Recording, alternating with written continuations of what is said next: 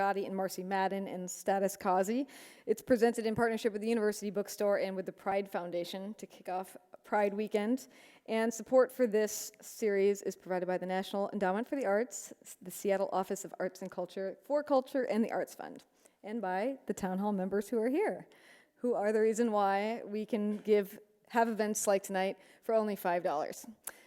Tonight's event is a little bit special because not only are they all going to be here talking for about 45 minutes and then taking your questions at one of these two microphones. Here we are also having a reception afterwards, so stick around. Free ice cream, I've been told, and little individual sizes of a whole bunch of different flavors, so it should be fun and it's free, and we hope you stay and hang out with us for a little while afterwards. They will also be signing, Scottie will be signing copies of her book, Getting Back to Me, which you can buy over there, and so do stick around. And just briefly, the town hall season is about to come to a close. We're closed for most of July and August. So they want me to run through the last few events that you could possibly get to if you need to be here one last time before we're closed for the summer. So tomorrow, David Daly joins us to show how a small cadre of Republican operatives formed after the 2008 election to radically alter America's electoral map. Then Sunday, Virginia Heffernan is going to come here to talk about the internet and the magic that can be created by the internet. Monday, we're going to hear from Michael, growing up black in an age that is juxtaposing an African-American president with the deaths of Trayvon Martin and Michael Brown. And then finally, teacher Ed Bolin joins us to talk about his work working in a New York City high school that was completely crippled by the educational system and was unable to serve its students, and what he did. So that's what's coming up. And then, of course, as your booking agent, so to speak, your program director, there's already a lot scheduled in September. So if you really want to plan ahead, go look at the website, townhallseattle.org. And now let me invite our guests on the stage. Scottie Madden has created and written for a variety of media outlets, including children's television, feature film, game shows, and primetime TV. She spent years as the co-executive producer of the survival reality show, Dude, You're Screwed, traveling to some of the most dangerous locations in the world. She joins us tonight to discuss her story and her first book, Getting Back to Me, From Girl to Boy to Woman in Just 50 Years. And she is joined this evening by her wife, Marcy Madden. Marcy is co-founder with Scottie of Zuzu Bean Press. Prior to her time at Zuzu Bean, she spent years as a commercial spot director, a voiceover talent, and a branding expert. She's currently working on her first book, Just Because My Husband is a Woman Doesn't Mean I'm a Lesbian. Look for that early this summer. And finally, our moderator this evening is Seattle's own Status Causey. Status is a sex, gender, and relationship educator and consultant, formerly the workshop and premier services coordinator at the adult boutique Babeland. Status has taught at several universities across the West Coast, including the University of Southern California and the University of Washington, and also moonlight as a DJ Status Apparatus. Please join our guests to the stage.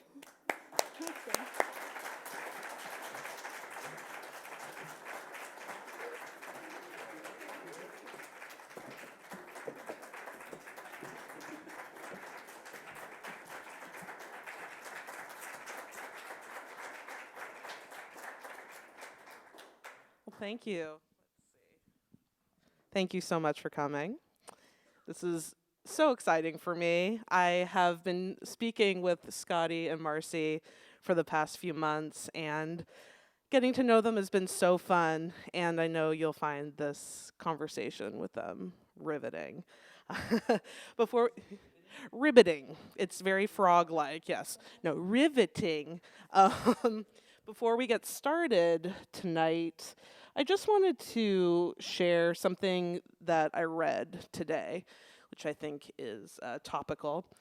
According to the Seattle Times, new data analysis shows that LGBTQ and Black people are more than twice as likely as any other group to be a target of hate crimes in Seattle. 1/3 of these hate crimes takes place in my neighborhood, Capitol Hill, which I know we all know is thought of as the bastion of like gay pride and love, but it's turned into a pretty dangerous place, especially on the weekends. And the reason I'm sharing this is because that's why nights like this I think are so important, that we get to hear stories from LGBT folks. And so we're able to share our stories, and our allies are able to share our stories, because the more people get to know us, the less they're going to want to hurt us. So our stories are important, and I just really want to thank each and every one of you for coming tonight, because yeah, this is really important. And then share with your friends, and we'll talk about Scottie and Marcy now. So just to start off, tell us a bit about yourselves. Tell us your story. Where are you originally from? Yeah. I'm originally from Massachusetts. Okay. And every time I went to a school, my parents moved, which should have been a clue. I majored in French and studied abroad for a year in Switzerland. And then I was going to settle with a friend in Vermont until my parents moved to California. And I thought, well, I should at least check out California. I just never made it back to Vermont. So I went through so many different jobs. I think you and I may be tied to that. Sure. But I worked for psychiatrists for years, and I moved into. Fairview for me. Well, there were more ways than one, because actually there was a couple who came in with a transgender woman. Oh, no kidding. Doctor, yeah. That was my first exposure to the whole thing. They came in, by the way, for the guy, because he was afraid of what it meant to his sexuality when he found out that she was actually transgender. Which we'll be talking about during the interview. Right. So, and then got into the recording business and owned my own recording studio and moved up and down the coast doing recording and voiceover work that you mentioned. Very cool. And then, Scottie I met in San Diego at a production company. Oh, nice. What about you, Scottie? I was born in San Diego and raised in the mountains above San Bernardino County, a little town called Crestline. Oh, yeah. I went to Ring of the World High School. Marcy loves when I say that. Because I didn't believe That's a it. real high school. No, really great high school. I went to San Diego State and got into production, television production there. I studied television production. And that's what Marcy and I met at the first studio that I worked at. And we've been married for 27 years. And along the way, Stuff happened. So, what originally attracted you to each other? Ew. You start, because. well, okay, so at that studio, I had been in New York. I had gotten paid to drive a car across country. And a friend of mine called me and said, come on home, we got our own sandbox. They were going to hire me at this production studio. And as I was getting the tour of the whole studio, it was an old Quonset hut that had been converted into a stage in the front part, and in the back was like the big executive offices, and they had this sweeping staircase and a huge atrium lobby. So we ended the tour there, and I looked up and I saw this woman that was lit by 10Ks, and the studio fans were blowing, and she was in this beautiful pink skirt, and it was just waving in the wind, and Marilyn Monroe style. and I'm like, I see her coming down, I'm like, literally, I have stopped breathing, and my friend Shredder goes, she's married. I'm like the record scratch. Yeah. Oh my God. But she became my mentor in like how to deal with long distance romances. So one of them was in Seattle. So yeah, that's right. So we became best friends that way until we Became more than friends. more than friends. Friends with benefits. So Does the story corroborate? Yeah, it's pretty good. Actually, and there's one little piece that is special. While I was still married, and by the way, the husband left me, it wasn't my fault. I actually wanted to fix Scottie up with my stepdaughter, who was a cheerleader in Portland, but they were going to be playing UCLA. So we were going to drive up, the three of us, and I was going to introduce Scottie to Kelly.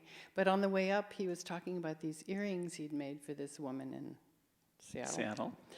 And I was sitting in the car, and as Scottie was describing these earrings and all the love and effort and design that he had put into them, I actually said to myself, I wish somebody loved me like that. And look what happened. Yeah. Got it. So, Scottie, had you questioned your gender identity prior to your marriage? No. Oh, yeah. I don't know. It was just something that came about. When did you first know you were trans? Well, I get this question all the time, and I didn't know I was trans. I just knew that I was a girl. And then when I was 4, I was told never to tell anybody I was a girl. And so that just got reinforced over time, and as I wasn't a typical girl. I did like sports, but over time, I like sports. Yeah, right? So that wasn't the tell.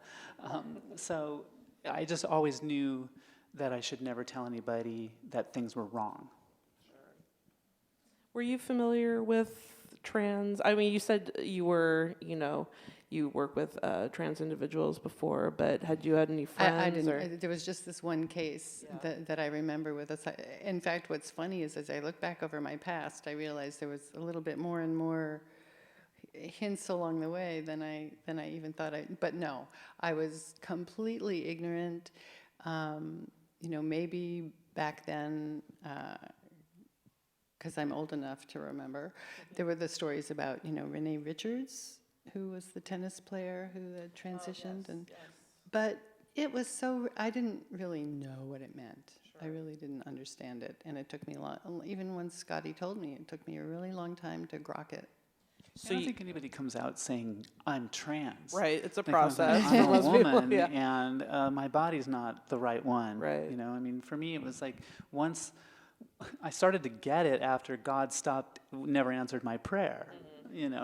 Please, God, let me wake up tomorrow in the right body. That never happened. Right. So then you start to realize, okay, well, this isn't changing through prayer.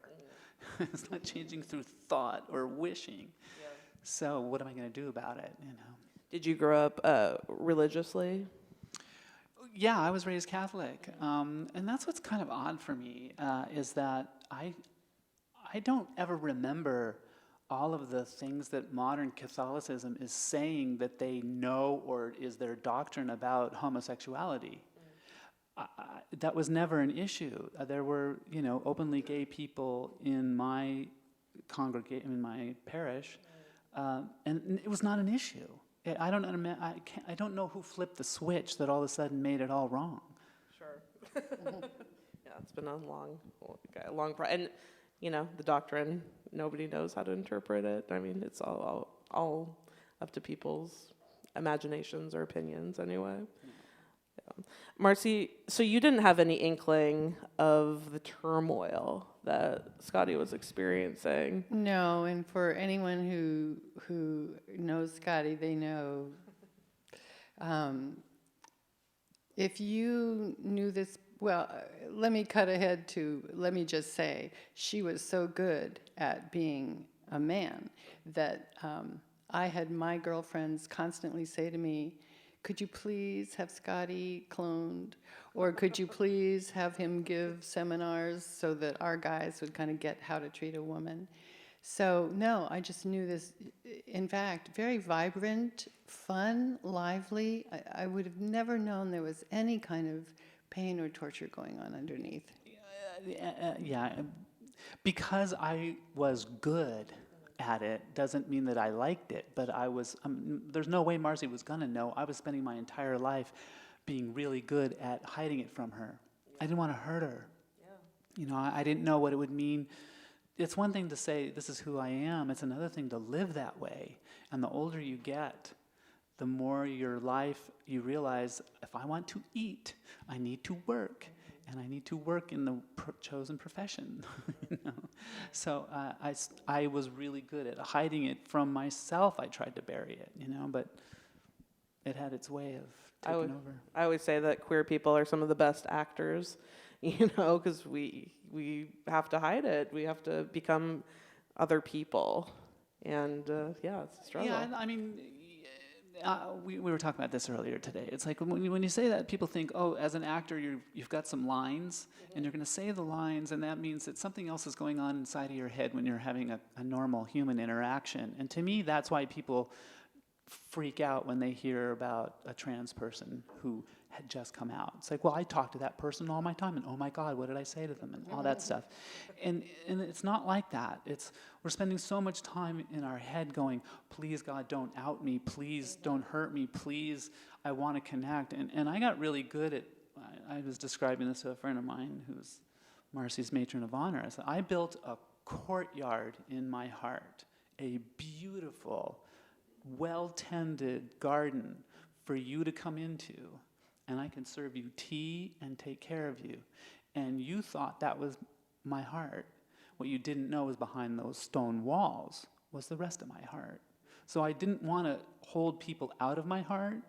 I wanted to love and connect and be with them, so I figured out a way to bring you almost all the way in. So, I love that metaphor. That's beautiful. And I think we all have our own ways of kind of imagining, our bodies and ourselves and how we need to open up and share with other people. And which brings me to the next question. Obviously there was a break, and obviously you were like, I have to come out. I didn't. It wasn't a choice. It came out. Yeah. I was like trying to stop it still as the words were coming out of my mouth. I was like, no, pay no attention to that. And it was like this tsunami of chaos swirling around her, washing Marcy out the door. I'm sorry. And Marcy was the first person you came out to. Oh yeah. Yeah. Yeah. And what was that like? Oh, what was it like? How did you respond or react? I think there's a little bit of both. Well, the first words were in tears. She started to cry. She's handing me a cup of coffee at like 5 o'clock in the morning, which already was kind of a clue. And saying, I just don't know who I am. I'm confused. So I thought, here it comes, the midlife crisis, 50-something, the Porsche, what, So I was not prepared. I don't really think. Porsche, whatever. Yeah, well, that Jimmy would. Choo's. Listen, let me just say, if Scottie had wanted a Porsche, I would have left. Who are you, and what have you done with my Scottie? So I didn't register many of the words beyond that. We just both sort of sat there crying and talking, and I was trying to listen, but I think it really just, I thought, oh, okay, well, we're talking about a phase of some kind here. Let's see what we can do to come out the other side. Come out being the operative word. Well, and even as I was telling Mars, this is what I'm doing, I could see it reflecting in her face, and I would be like, not really. I've been in turmoil, but it's not as bad as it's looking on your face right now, and Everything's I can take it all cool. back. I'll take it all better, back. honestly. I was lying, sorry, forget it. It's hard to take back. Well, yeah, no kidding. I didn't want to take it, but I just didn't want to hurt her, I've said this many times. I never felt, I've been so bathed in her love my entire life. I never felt for a moment that it would ever end. That you'd be like, you're telling me that the sun's not going to rise tomorrow. That's how sure. So the key then We are was, in Seattle. well, okay, sorry, bad metaphor. It's going to be rainy tomorrow. But I never felt like that was the issue. The issue I felt was I was going to hurt her. Right. So, how long? I mean, it's a growth process, but what did you do to kind of get things back to normal, or normal? I know that your life has never been normal, Right. or your relationship, but how long did it take? What did you have to do? I'm asking both of you Okay. individually and as a couple.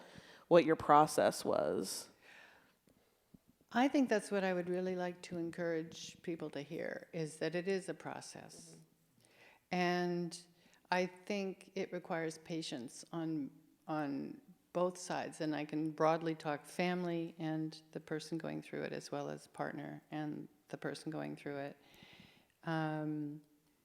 What happened to me was, as much as I wanted to put my head in the sand and think, la la la, it's just going to go away, the universe would not permit that. Sure. So I could not turn around, I could not shut it off, because I'd be confronted by something. The first of which was watching an Oprah show and seeing her have a transgender couple on the show. And I literally said out loud to the television, so be careful.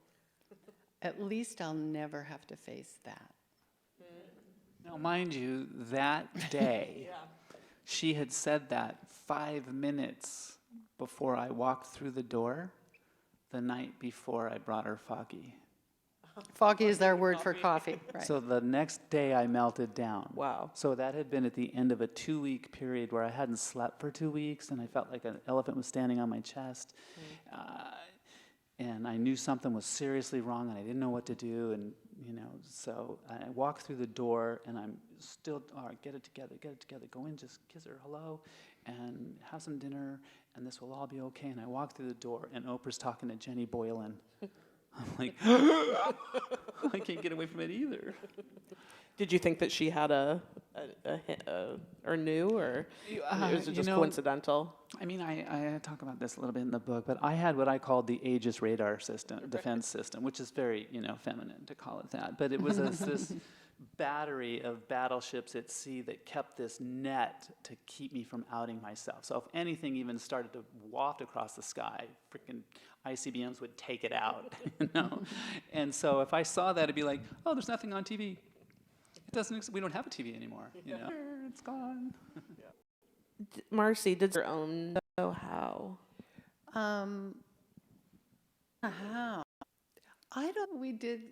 I go to a counselor a bit because I had done a lot of research, and because I had worked for psychiatrists before. Animus and the anima. They will realize it's not really she's not. I had the right thing, and so I thought, oh, he's so under. And he said to me, maybe you just need to get in touch with your inner lesbian. Like, just out of nowhere. Like, really? Wait, we're here for him. Don't do this to me. So I don't think I did, but it's funny, in the couple years that have passed since that has done is soften me about the whole idea.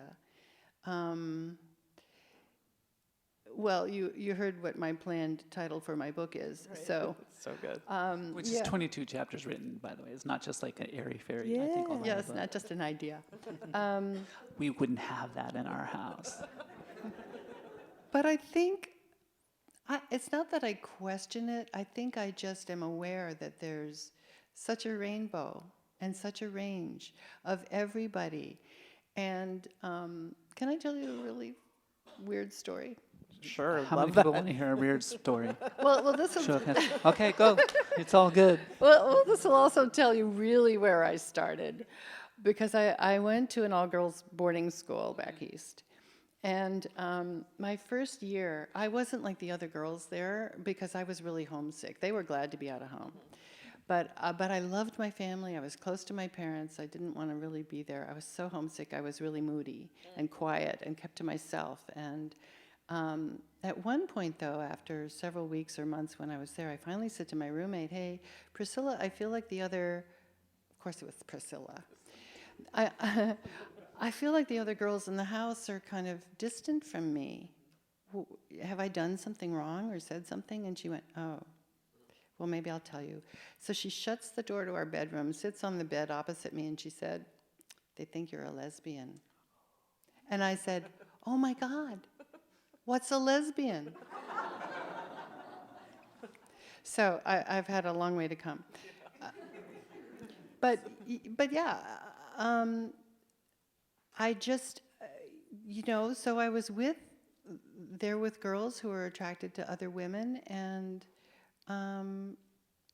yeah, I guess with the animus anima thing, if we go back to that, I think there's a little bit of a lot of everything within all of us. Absolutely. Labels don't always necessarily tell the whole truth. At all. So how do you feel, I mean, have you heard people refer to you as a lesbian couple, or how do people refer to you, and how do you define your situation? If you do at all, you can just say, or do you just say, we just love each other? Yeah, we don't, because I just think it's not anybody's business, you know. Very true. Are you going to do it? No. You're not going to quote me? No, I'm not going to do that here. Well, We'll do that later for the reception. Yeah, so, I mean, I think two people can love each other and find the way to express that love. I think when you talk about sexuality or you talk about sex, my mother's big advice to me when I was growing up was, well, the best part of sex is afterwards when you're cuddling. That was my education. But in a way, The after part I don't get. in a way, it's the intimacy that's important. And I think there's so many ways people can be intimate and loving and affectionate that, I mean, I would much rather have intimacy and affection and love than wham, bam, thank you, ma'am, roll over and Yeah, be We done didn't with do it. that except for like the first year. separates us from the animals, right? Well, if I may, when I first officially started coming out, I would have phone conversations with, friends, and I wanted to give them a warning. And the call went something like this: "Hey, Kel, I have something to tell you." And I learned over time, by the way, to refine it down to this speech: get to the point right away. I'm a woman. Silence. And then, well, good for you.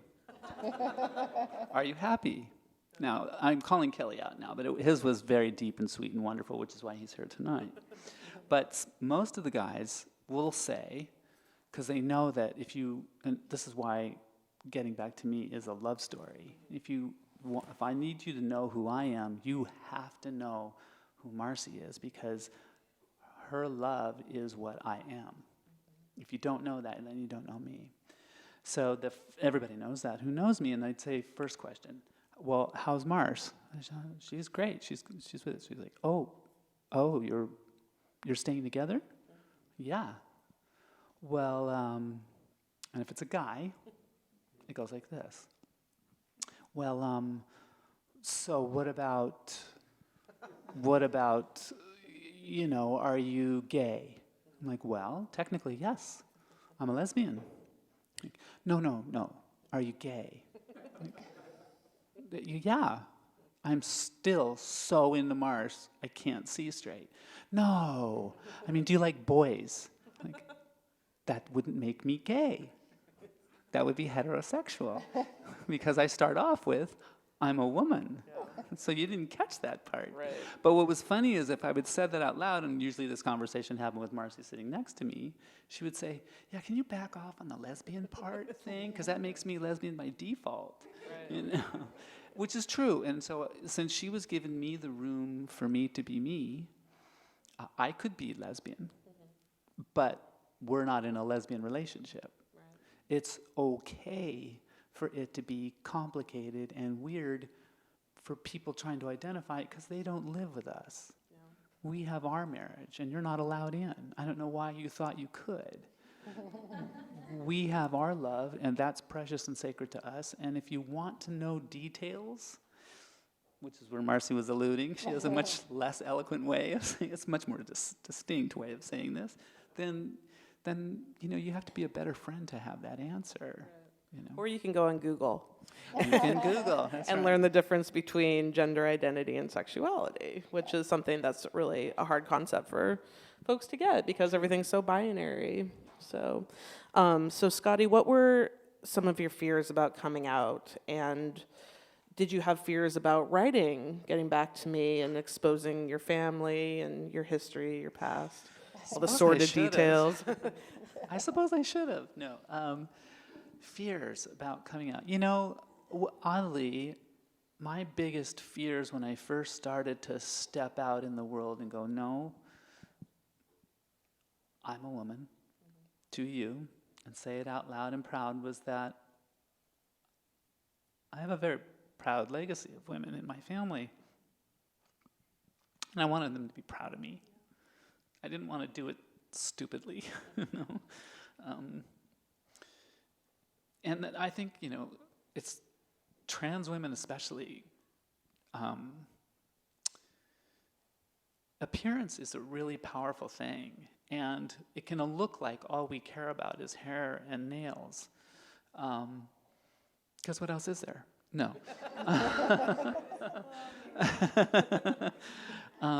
But that's because it's so complicated, that answer, that we don't want it to demean us or demean our experience, because there are some trans women who can't care about their experience. They've had 50 years of testosterone, sculpting that body beyond the help of any surgeon's knife. And so they have to develop the same thing that all women have always had to do, which is, I'm cool with what God gave me.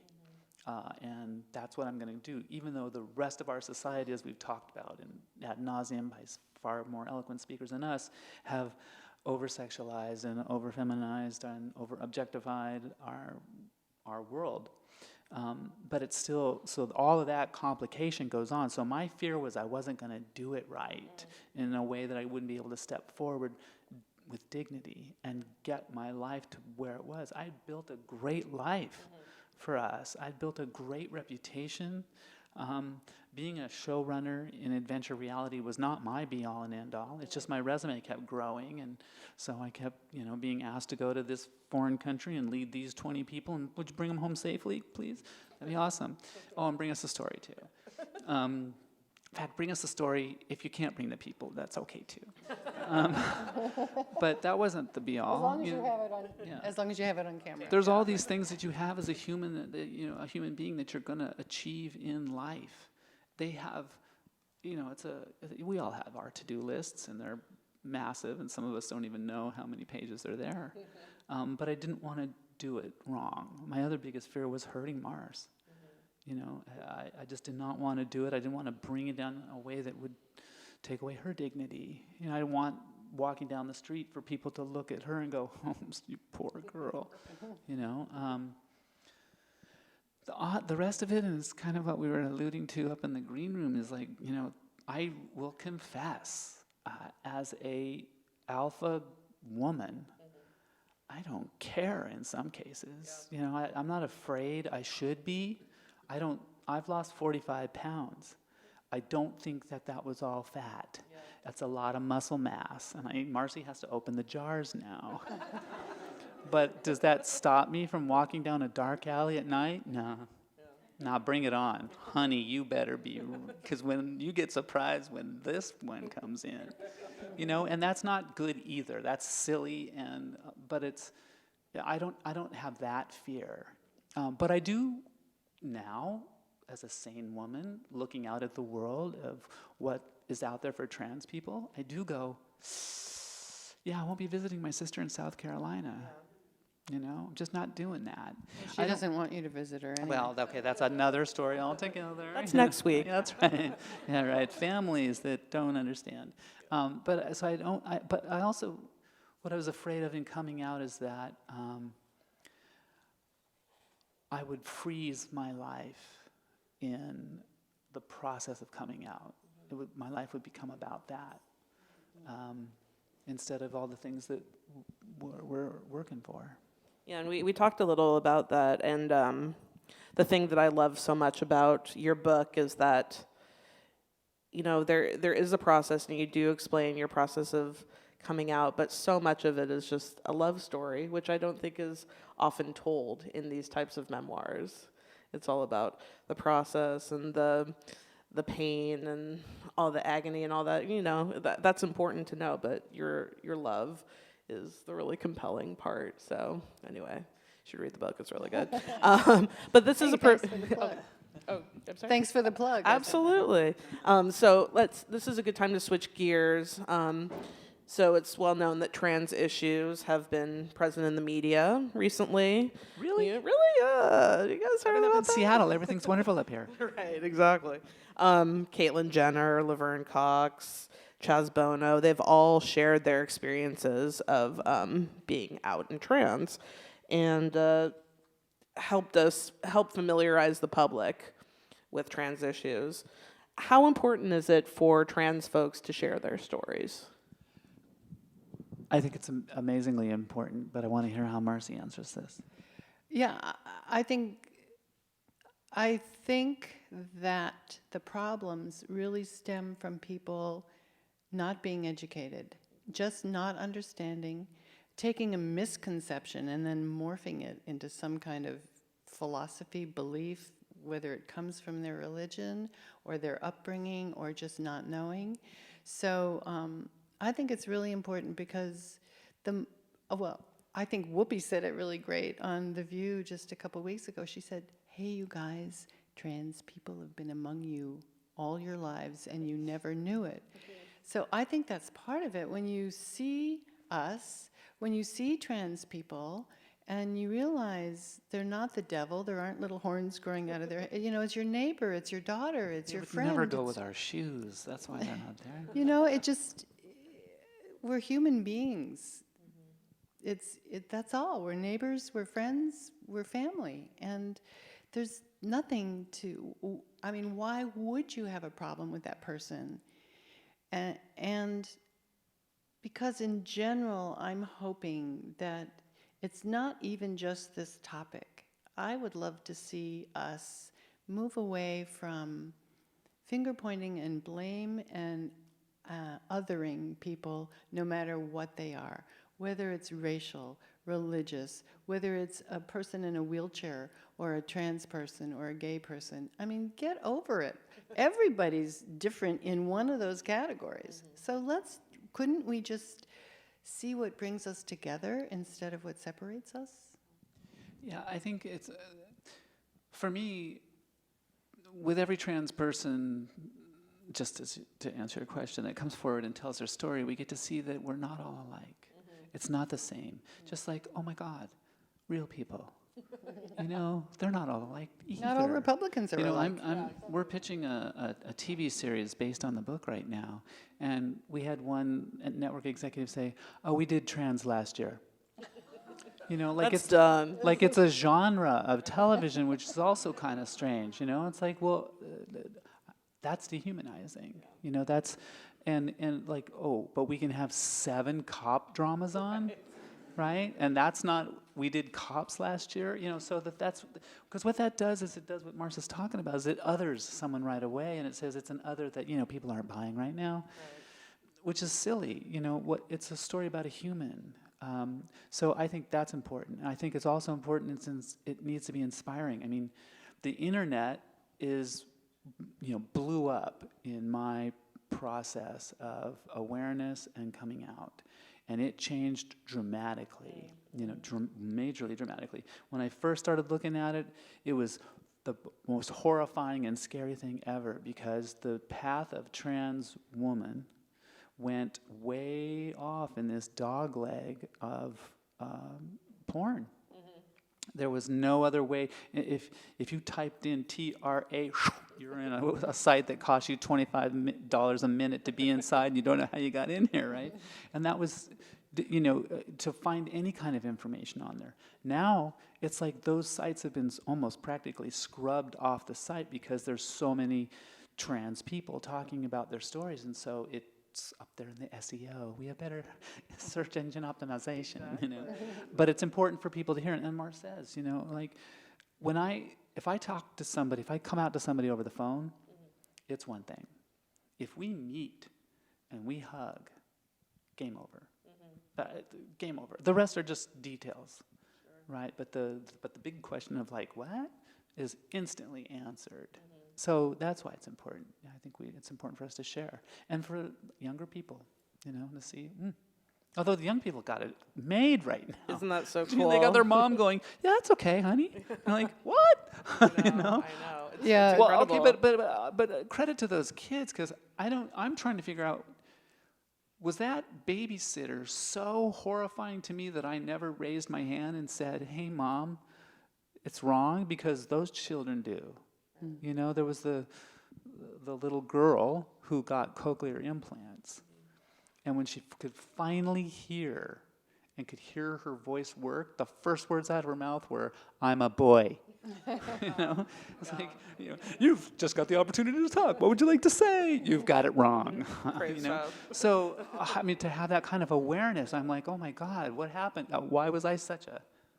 Yeah, I mean, a lot of it has to do with we didn't really have anybody to look up to. Who were our trans icons and idols? Didn't really exist back No then. Laverne Cox? No Laverne Cox. Oh, no Janet Mock. No Janet Mock. Yeah. Saint You knew I was going to bring this up. How can we address and ease fears about bathrooms? Oh, can I just say, can I be the one to talk about that? I would Because love it'd be that. obvious that it would be Scottie, but Well, no, it was a question, so it's obvious you're going to answer it of first. course. The whole bathroom thing, I mean, I love what people say is like, you know, just let me pee, or, you know, there's some great T-shirts and things out there. But what gets me is I don't think anybody has thought it through, right? They say, well, you should go. First of all, gender identity, people who are against, who are for the bathroom laws, think that gender identity means who you want to be. They treat it like they think it's a choice. If we could just let people know, no, gender identity means that's who you really are. And whatever happened to the body was kind of like, oops. But that's the aside. The gender identity is who you really are. So again, think it through. First of all, sir, if you are concerned about your daughter being hurt in a bathroom, you do realize she's going to be checked going into the bathroom too. And so are you. Because what are you going to do? Say, I think that person looks trans. That's already happening. But there are a lot of people who look trans and aren't, and vice versa. So, and it also means that, if you may, if I can point at you, it's like, really? You want Scottie in the men's room? Would that really make you feel more comfortable? It's too dirty. But it's like, I'm just not going in there. what about thinking that through? And here's the big one, folks, everybody in the world. How are you going to verify? How? The only way, well, first of all, you can't even lift up a skirt because there may have been surgery. You can't look at a birth certificate because you can get those legally changed. So how in the world, how the F word are you going to, it's ridiculous, right? And there's only one purpose that you go in there for. Exactly. And there's no trans person, what I like to say is there's no trans person who's ever molested anybody in a bathroom. And in fact, if your daughter were going to be molested in a little girl's room, she'd be lucky to have a trans person in there to protect her. Right. So.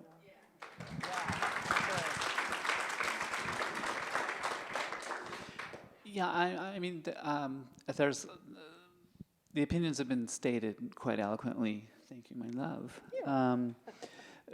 I have something different. I mean, for me, what I don't hear being said, and it's blatantly obvious. It really started, for the most part, in Houston, and it started with a giant cash pot from a small group of people who systematically went out and created a fear. That part has been stated. What hasn't been stated past that, and what I don't want to see get lost from the conversation, is that it ain't about bathrooms, folks, and it ain't about that on those dockets, okay? It's a Trojan horse that is going to go in and completely dismantle not just LGBT protections, because what comes in behind that is Title IX. So what comes in behind that is protections for gender. So that's what the rest of that law is. You know, especially the North Carolina law said, no, it's okay to discriminate for employment, for housing, for healthcare, for adoption, for marriage even. It's like, I don't know how they're going to get around that. It's like they wanted to invite a Supreme Court fight. And what hurts my heart in this situation is that I hope that our country, I think before you get something like this out in front that presents evidence, you would believe this about America, is that when something stupid is presented, Americans go, yeah, we're not doing that. That's stupid. And it wouldn't even be an issue. They would just ignore it, right? But this thing, everybody went, well, no, my friend says it's about, instead of anybody educating and looking in there and going, well, wait a minute, we're dismantling all the laws that protect women. Now you can discriminate in the workplace because of women, legally mandated on the state books. But no one's seeing that. They're going, no, I don't want some pervert in the bathroom. Well, no, I don't want a pervert in the bathroom. Right? For all the right reasons. Right. So everybody gets lost in that whole conversation about a bathroom law. I mean, we have a dear friend who was trying to tell me, no, it's actually, I just care about Aurelia, his daughter that's this big. It's not about you, I just care about her. I'm like, oh, come on, honey. You've got to be able to see how messed up your own head is on this, because you're an intelligent person, and wouldn't do anything to hurt Aurelia, right? But this law is going to hurt all of us. It's going to dismantle. Or if you're worried, take your child in the bathroom. That's there too. I know that whole concept of, it's about the children. You bring like the vulnerable aspect into it, and people get all, twisted but about it. The trans child is always left out of that. It's about protecting the children. It's like, well, you just traumatized that 10-year-old little girl forever. Yeah. Where were you in protecting children on that? That was an awesome answer. Thank you so much. So staying on this political stream. I was told there would be no math. There's no math in this. Well, I was going to say, in the aftermath of Orlando, there's been a lot of finger pointing and assignments of blame. And how do we talk about LGBTQ issues while understanding the intersectionalities of race and religion and gender and all these? I know it's a heavy question. It's a meaty one. I think, first of all, in the wake of Orlando,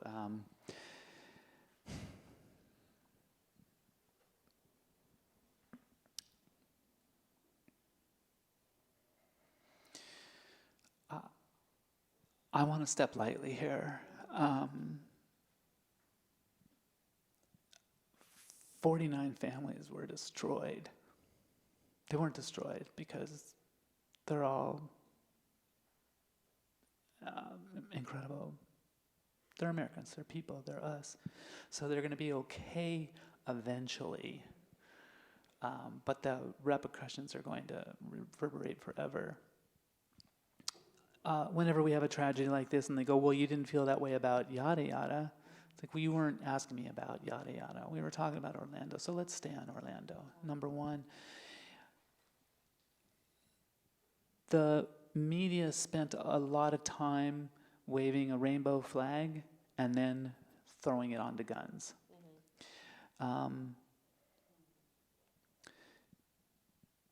The gun issue is such a huge one that whatever side of the aisle that you stand on, the fact that the Democrats had to do what they did just to get a vote.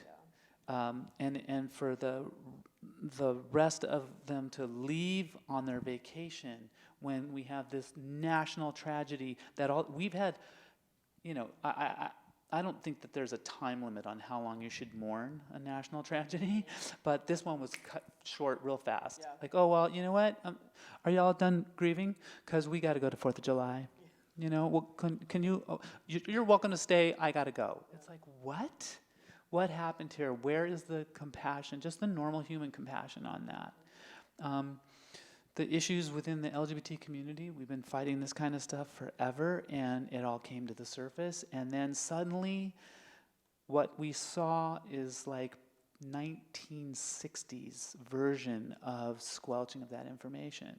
It suddenly discredit him as having homosexual tendencies. That'll work. That'll turn the whole thing. right? It's like, why are, there's so much complication that just wants to jump in there. Everybody wants to point it out, and maybe that's because it was so horrific that people are just dropping into their own default of, how do I deal with trauma? But the point is, no matter what, the gay community was still targeted. You can talk about guns, you can talk about anything else, but that club was chosen specifically for that reason. So we're far from being out of the woods with being targeted in that way. This may lighten things up a little too much, but one of the things I also used to do was I was a wildlife rehabber, which means that we had all kinds of critters in our house at various times. That could be a whole nother interview with some of the things that happened in our house. But one thing I noticed, this is when I really, really got the lesson, that people, I hope it's not human nature, but I think there's a side of human nature that responds to things it doesn't understand or fears with anger and with retaliation. For example, anyone here would think a raccoon was just the most adorable thing in the world. Possums, not so much. I took care of a lot of possums, and there were several that I took care of because they had been tortured by human beings who thought they were ugly and just didn't deserve to live. Now, this is minimizing things, but macro, micro, I saw how, out of fear and lack of understanding, people want to kill what they don't understand. Because we went to a lot of shows with the animals that were our education animals, and I had a possum with me once, and some guys came up to the table and said, "Oh, that's ugly. I would try to run over it if I saw it." And I won't tell you the real details because it's a little sexual, or maybe I could. You're going to have to now. Okay. All right, so just keep it in this room, but you'll be able to share this with other people who never knew this. So first of all, possums are the only marsupial in our country. But I had this possum in my lap, and these guys said that to me, and I said, I bet I could show you, because they're guys, show you something right now that would not only make you appreciate possums, but want to come back as a possum in your next life. And they went, "Oh yeah, really?" And I said, "Yeah." So I took the possum by the tail, swung him around, and pointed out the fact that a male possum has a double-headed penis. And they went, "I am not worthy." But that's, that's a light way of, but once you're educated, they totally shifted. Yeah. They totally shifted. All they needed to do was appreciate that this was a being that deserved to live and had a pretty interesting life. So... I'd say so. But it's your new theory, the double-sided penis theory. that's it. It works. So I know that was a bit of a sidebar. No, I love levity is important when we're talking about well, that's these all things. we know. Yeah, and I'm gonna be a downer again, and Way to go, Steph. I know. Marcy, it's just important. raise the room back up. I think we're gonna, after this question, we're gonna get to some more. Okay, well, I don't want to speak too soon, but it's important, and I know you too feel like it's important too. So, my next question is: much violence is aimed at LGBTQ folks of color, and trans women of color are routinely assaulted and killed. What is the responsibility of white LGBTQ folks to our brothers and sisters of color? Well, this is one place where I do agree with Caitlin. It's the only place. I can't even agree with her taste in shoes. No, just kidding. But she said during the ESPY Awards, you can say what you want about me because I can take it. But don't talk that way about any of the other trans members of my community. And I kind of feel like that. You hear a lot about white male privilege, And though now they probably want to take back what I received along the way, I've seen it in action, and I never would have called it that. I never thought I was getting it because, that's kind of the myth about it, is that I don't get this because I'm a white dude, right? It's not that. It's that everybody around you doing the thing that you're doing is all the same as you, and so you're wherever you were in that pecking order anyways, and so you're just going to get what we're going to go get, right? However, since I do know how to maneuver those waters, and since I am a professional writer, producer, director, and now author,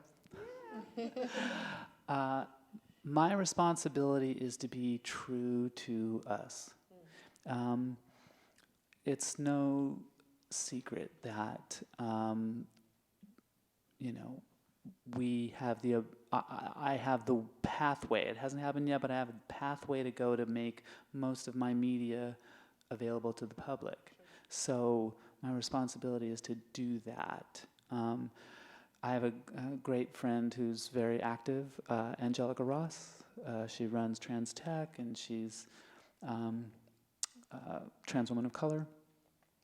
She speaks about this all the time, So my responsibility to her is to help her in any way that I can, in the same way that I would help any of my other friends in the way that they can. I've always been big on being a mentor. I got to where I got in all areas of my life because my Auntie Linda will curl my hair. She shows me how to do this. I have always had great teachers who taught me. It's my responsibility to turn backwards, pay it backwards, I guess, is what I'm saying. So I think it's really important. I think, we're in a weird world. I don't know if I would have said this. I don't know if I would have had the maturity to say this, but as a writer, I'm always looking for the new way to say what others have said a lot of already, because I've got to get your attention. Sure. Now, because of the way that our social media and news and everything gets distributed, the message has to be dwindled down. You're asking us questions here tonight that took me a whole book to describe, right? So I never would have been a part of the news cycle 20-second soundbite kind of idea, but it is all we can do at this point. It's a tsunami of information out there, so if it gets boiled down to support trans women of color, then that's what I can say. Yeah.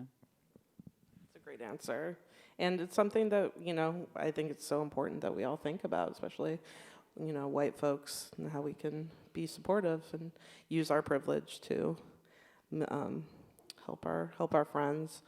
I said we're going to get lighter, so let's get lighter. What are some of your favorite movies, documentaries, TV shows, and books that highlight the lives of trans people?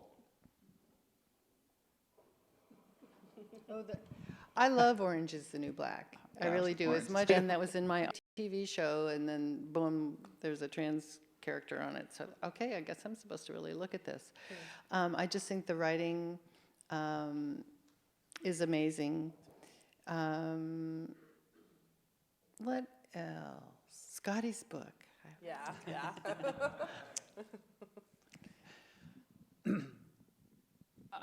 I'm a big fan of Transparent. I know those people. I have several friends in LA that live just that exact way. They're just so dysfunctional in just about everything. Plus, I love what Jill Soloway is trying to do just in terms of television and the whole ball of wax on that one. We're big fans of Grace and Frankie. Oh, yeah. It's such a weird, it's like a funhouse mirror of LGBT issues because it's seen through the lens of two women who are cisgendered heterosexual. Mm-hmm. And older, too. And older. So, all that stuff is fun. Of course, Jane Fonda and Lily Tomlin. Please, really. Yeah. I don't know what happened to Jane Fonda. I was not a Jane Fonda fan back in the days, but, starting with Newsroom. Oh, yeah. all of a sudden she just went, you know what? I'm fucking Jane Fonda. You know, I was like, yeah, lady, you go. Good. Oh, be honest, you liked her back at Barbarella days. No, that one actually kind of missed me. That was like in between, you know. Barefoot in the Park? Barefoot in the Park, yeah. Anyway. But status is I digress, Yeah, it's I'm not. If it's, you know, normally you'd ask this question, it would be like, well, anything with Bette Midler in it? No. You know, oh yeah, that's weird. I've been trying to get into Sense8 just because the Wachowski sisters are the story themselves. I'm sorry, I feel for them. You know, as artists. You know, especially Lily. Oh my God, honey, you know, she's got such a path. If you don't know what I'm talking about, Andy and Larry Wachowski the brothers directed The Matrix. Lana Wachowski and Andy and Larry Wachowski directed Cloud Atlas, and that's when the world understood that Andy was really Lana, and Lana and Lily Wachowski direct Sense8, which is a series on Netflix. How about that? Brothers who were both trans. I know. I love that. It's just mind-blowing. Yeah. I know. So, and, you know, their storytelling's, come on, Jesus. the story's got 8 characters in 8 places in the world. I could just see the executive back there going, excuse me? You want to do a show on cable where there's 8 international locations. Oh, okay, right. You're rich. We can do this. Right. Come back when it's done. You know, it's like it's amazing. So, and they're kind of going at it really obliquely, like an assumption that this type of that trans experience is something that everybody already knows and understands and gets, and there's no issue about that at all so far in the storyline. So that's kind of interesting. You know, I think we're kind of like old school in terms of our television digestion process. You know, I try to keep up with the films that are out there, Tangerine and, you know, some of the others that are out there trying to make their mark. Herstories, to give Angelica and Jen Richards a shout out there. That's something that's an interesting concept. But part of my problem when I look at, you know, what else is out there is I'm such a, you know, competitor, executive producer. You know, I'm already looking at it going, yeah, I got what you're doing in the years right now. Oh, what was the storyline? That's okay. It's weak. Story development needs a little bit more character arc. I'll be in there. But I'm sure they'll get it in season 2, you know. So that's how I'm watching a lot of stuff. Yeah. But, you know, really what's interesting, and I think that for me, what I love is that GLAAD puts out a media advisory every quarter. And on that is all the ways in which, you know, the LGBT community has been portrayed in television and movies. And what's interesting is that that's getting broader and wider, and it's not so weird. Yeah. You know, it's not like, advertise this as the only lesbian show on called Ellen. Right? Or the L word. Right, the L word, right? You know, it's like, well, you just dated yourself, honey. Sorry about that. No. They were my friends. What Over can I 40, say? are we? You know, so that part is the cool part. And that's back to kind of sharing our stories thing, is like, it's not supposed to be odd and different and weird. It's just, you know, this character's Irish, that character's black, this character's Mexican, that character's trans, and Irish or black or Mexican. Right. You know? And they all have different stories to tell. They all have different stories to tell. So, June is Pride Month, and we'll be celebrating this weekend. Grand festivities with the parade and Trans March and all the other crazy things that happen. You know, what happens at Pride stays at Pride, right? But I just want to know with both of you what pride means to both of you. I still feel so new in this world in a way. But I have come to the point where, well, first of all, this is a good time for me to suggest that we need yet one more initial in there. Because we don't have enough already. No, LGBTQP. Originally, it was going to be D for default, because there's people like me who kind of get pulled into this world unintentionally or unbeknownst to us, but I've changed it to P for providence. I love that. Because, I think wherever we are, that's where we're supposed to be. And Providence brought me here, and it's a world where there's lots of learning to do. But I'm proud to be here. I'm also very proud and happy that we are celebrating here in Seattle. I think about LA like 2 days, really? Look at Seattle, it's like a week. There's so much support here. This experience of having been here just this 1 week so far has really made me be proud and to realize that I am part of the community. That's why I want the initial. Families, we are part. It's even ally feels a little. You're our P. We love our Ps. I'm gonna start incorporating that. That's great.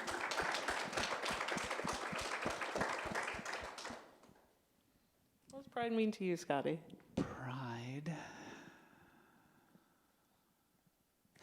Pride is a time for me that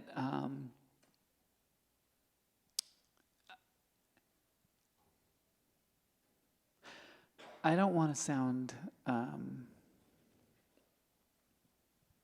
like Debbie Downer, but pride is a recognition of the Stonewall uprising.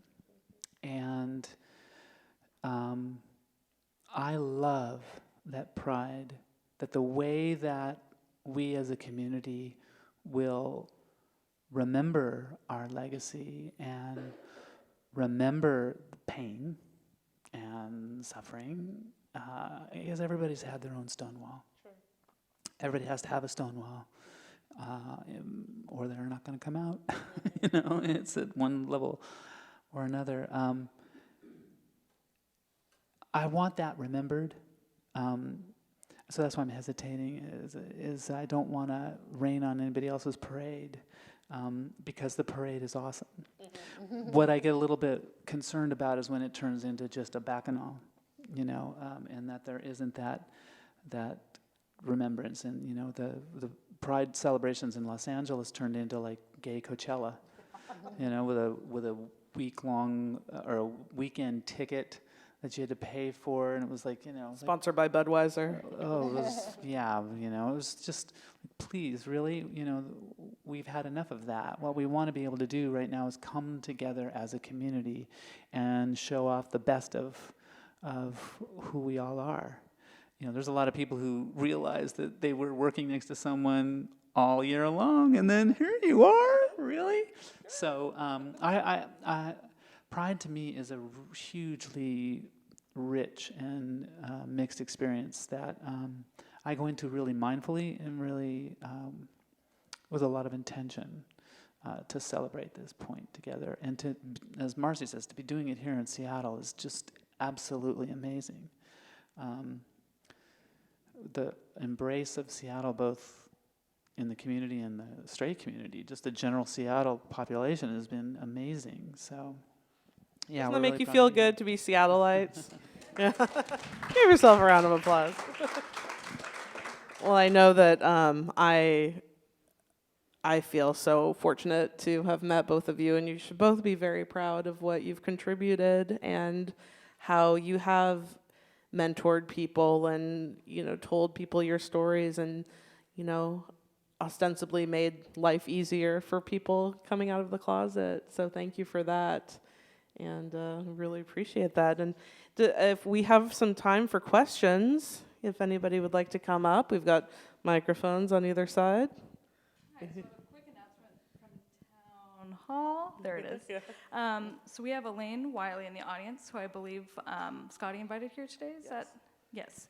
So Elaine, if you would like to join on stage for the Q&A portion, and if one of you wouldn't mind doing a brief intro for Elaine and sharing your mic, we have time for about probably 10 to 15 minutes of questions before our reception. Thank you. Great. So I'll pass my mic to you. No, I can. This is easy. We can share. I'm also really loud. You can have your own mic. They'll ask you questions. Well, let's introduce her and let her say what she wants to say. Well, this is Elaine Wiley from Gender Justice League. And she's here to talk about trans pride. So, Yeah. Gender Justice League started in the summer of 2012 really in the twilight of Ref 74, when it was clear that we were going to achieve marriage equality, but the next conversation to have, and that we'd been really told nationwide, the next conversation after marriage equality will be trans rights. We were like, there's really not this conversation happening. So a group of us got together in a living room, and we all liked comic books a lot. So we called ourselves the Gender Justice League, and it sounds like a group of superheroes that have come together from disparate parts of the globe, in this case, Seattle, and said, you know, we're going to make a difference here across Washington State, and we're going to start small in Seattle. And we started Trans Pride, and we expected a few hundred people to show up at Cal Anderson Park on the Friday before the big 500,000, 500,000 people. You know, in 4th Avenue right down here on Sunday, there's going to be 500,000 people. So we expected a few hundred of them, and we got 3,000. And last year, in our third year, it was 5,000. And it was really exciting to see. So, but Gender Justice League works not just in Seattle and not just with Trans Pride, but we're looking at healthcare, the rights for healthcare, to be able to get first state employees and then Medicaid, and then fighting for the private insurance, and really demanding that the health insurance commissioner put out a stern letter to all the insurance companies saying, you know what, trans people have rights, and you're discriminating against them when they don't get the health care that they need. Homelessness, and this year we're actually fighting for our very existence. We're trying to be legislated out. That didn't work in February, so now there's a statewide initiative. How many people have heard of I-1515? Yes. So Trans Pride this year is about pride, but it's also about celebrating the uniqueness of each one of us, and saying if they can legislate this, if they can tell us that we can't do something, that tells humanity, that tells all of us in Seattle, all of us in Washington State, that the boundaries of who we get to be as people just got smaller. So we're fighting for that, and we hope that you can come out tomorrow night. I took a break and changed out of my t-shirt and jeans and all the work I've been doing this week and put on something pretty.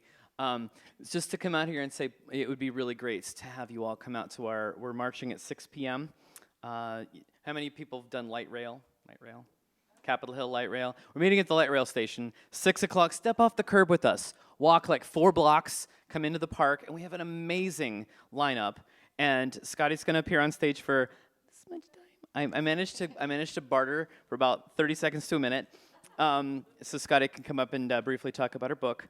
And then we have a special guest. So if you watch TV, you've probably seen this special guest come on at some point in the last decade, maybe several times. So that's my pitch about that. And yeah, any questions from the audience? Any questions from up here about Trans Pride?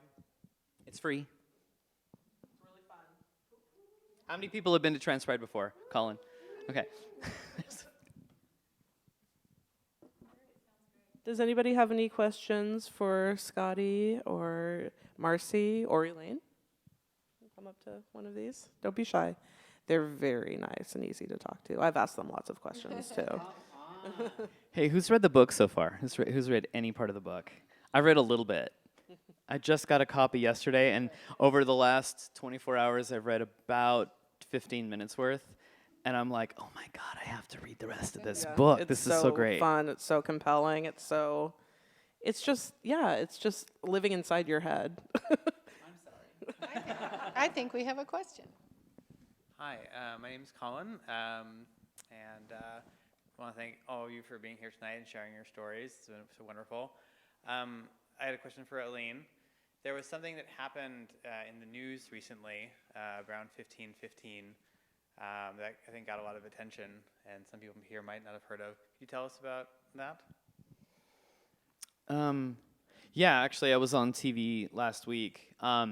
So the person who actually originally fought against marriage equality, Joseph Backholm, his organization, Family Policy Institute of Washington, and their organization Just Want Privacy, they've been meeting over time, and there were some folks who got really disturbed at some of the things that Joseph was saying in these meetings, specifically that if they're canvassing and asking people to sign signatures, specifically women, that they could, he encouraged folks. He says, you know, it would be really great if you ask a woman to sign and you're standing right outside the women's restroom, and she says no, just follow her on into the bathroom.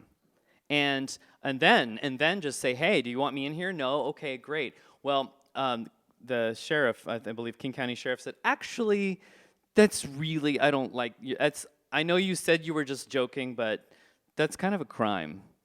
And I don't like that. And the Attorney General just responded in kind on the state website saying, actually, this is a really bad idea, and please don't do it. And so those are the kinds of tactics that trans people are facing. People are willing to put all of us at risk just to attack trans people, and it's pretty disgusting. Thank you.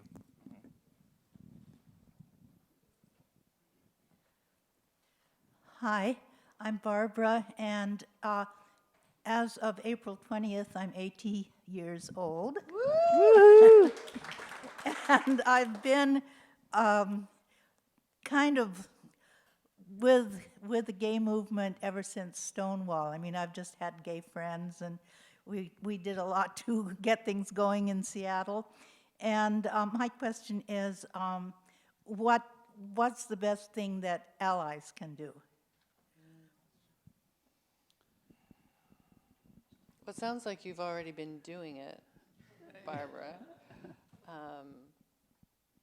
I think on a my thought would be on a one-to-one basis, the more you can support people and encourage them and let them know they're loved, that's a big step.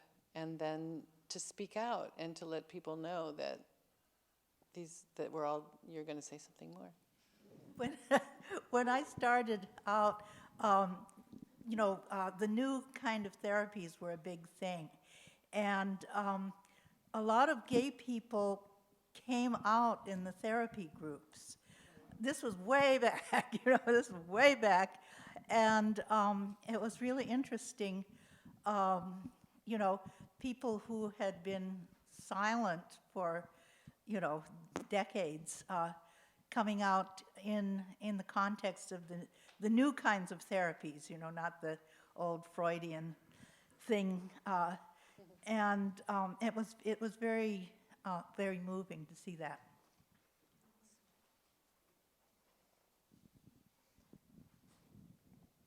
Can I share briefly about the whole, what should an ally do? I really appreciate you asking that. A lot of people think that ally is a noun. Hey, I'm an ally. But to me, ally is a verb. It's an action that you take. And one of the places that you can notice allyship is where it's absent, and that's usually with silence. Trans people are fighting. We're fighting for our rights. We're fighting for civil rights that we already should have had, and were actually enshrined in state law in 2006 in a Non-Discrimination Act.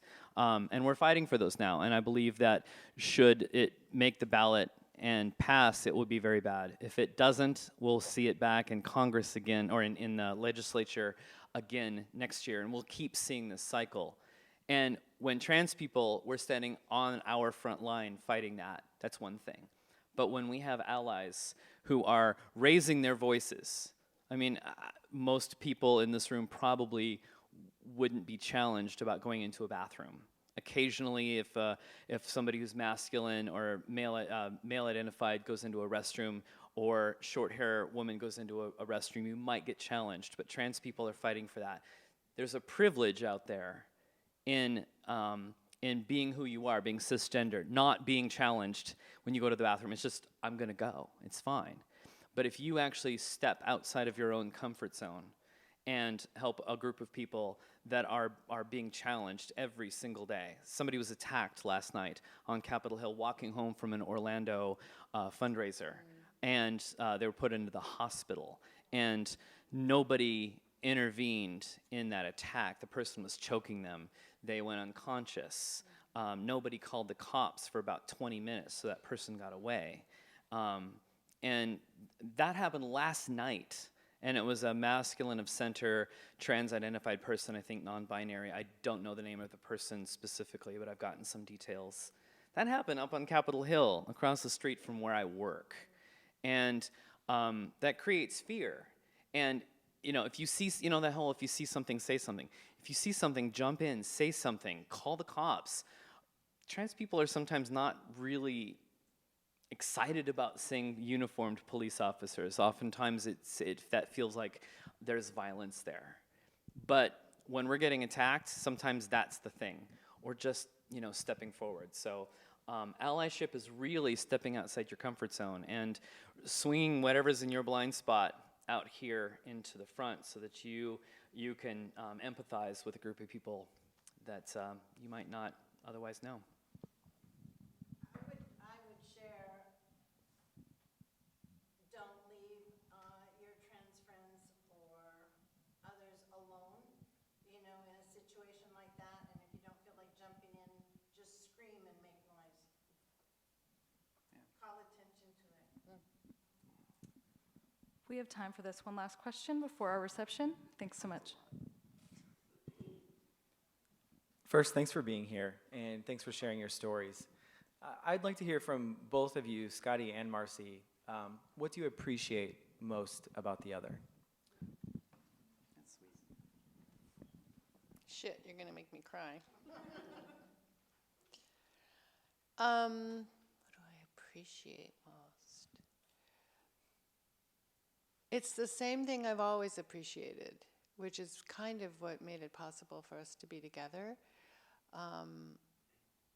Scottie is love personified. Scottie is true love. And trust me, I tried before a few times. Didn't work out so well. And I realized that's what I was really here for. I was really here on this planet to discover true love. And when I found Scottie, I knew I had found that. There's way more I appreciate: creativity, humor. She loves animals as much as I do. She put up with not only the wildlife that I brought home, and including a pelican that I had in the bathtub one day. Sense of humor. All the things that we share and talk. And I've always appreciated that. But, that all just kind of melts down the funnel into love. Top that, I dare you.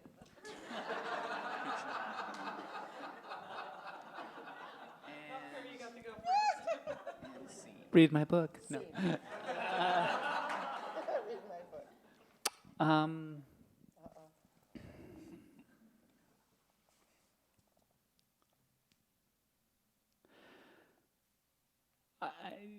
I feel like I'm being squeezed into a tube. Marcy can still just take my breath away.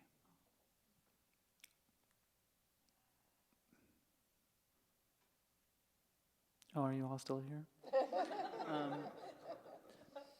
I have always felt when I kissed her that I could actually feel life entering my body. So the fact that all of you are even around to participate in this universe of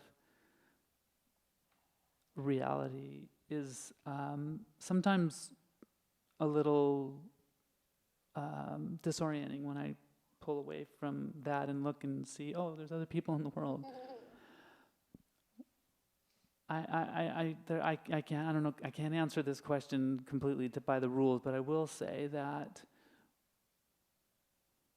one of the things that I've come to appreciate the most, that I just always knew was there, I guess, I guess it's why I had this unshakable belief that we would always be, is that as a woman,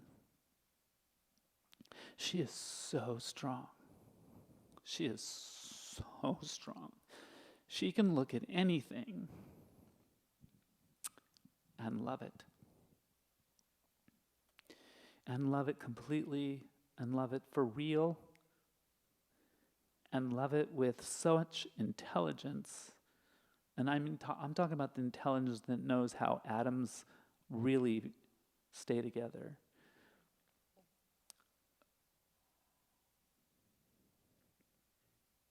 She looked at her own fear,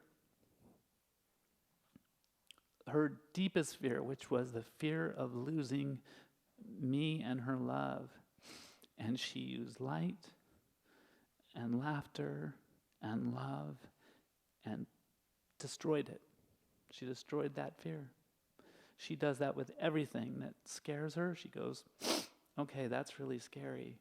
That means I need to give it some of my attention instead of ever turning away from it.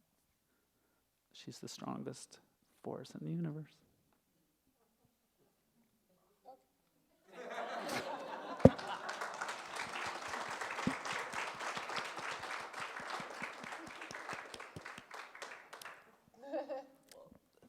So that deserves to be followed up with some plugs. So I hope all of you have received a coupon, which is going to be, you fill out all that stuff, you get $5 off Scottie's book on audiobook. I'm so old. Book on tape. Book on 8-track. So hang on to that. And please visit their website, zuzubean.com. Every week there's going to be new content up there every week, and I know you want to keep up with them because they're fascinating and they're funny and they're lovely. And there is a donate button to support their work because they've got a whole bunch of stuff coming down the pike. So we all want to hear more about you. And please share this experience on all your social media, on your Facebook, your Twitter, your Instagram, your Snapchat. Those are the only ones I know right now. I'm sure there's a million other ones. Your Google Boogle, I don't know. Also, both Scottie and Marcy are available for corporate trainings and seminars at universities as well. So if you are a professor or the CEO of a company, or you work somewhere where you think, wow, this would be really great education, give them a holler, and hopefully we'll get them back up in Seattle again. And lastly, they're going to be signing books, or Scottie's going to be signing her book. So please stick around and chat with us. Have some Haagen-Dazs, which was promised. And just thank you so much for being here tonight. You've been a great audience, and thank you. I want to thank Status. We were really fortunate to be brought together with Status 2 months ago, and from the moment we met him, it was like, oh my God. Instantly, it was amazing. Also, there's two people I really want to thank. I want to thank my Auntie Linda, who's made everything amazing up here. She's cuttered for us, curled my hair. I recommend her highly.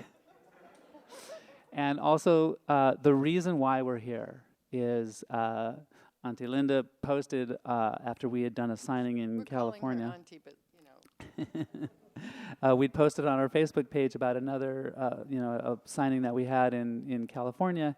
And she wrote, when are you coming to Seattle? And then our dear friend Carol wrote, yeah, when are you coming? And backed it up by writing a letter to Katie Sewell and telling her, you need to read Scottie's book, and that's why we're here. So, Carol Siege, thank you. And Katie, if you're, there you are. Katie, I sent her the book into the void right at the Christmas break and went, okay, here's a Hail Mary. And she called me back and said, yep, we want you. I was like, what? So it's been the best time getting to know her and enjoy Seattle's warm embrace, all started by y'all. Thank you. To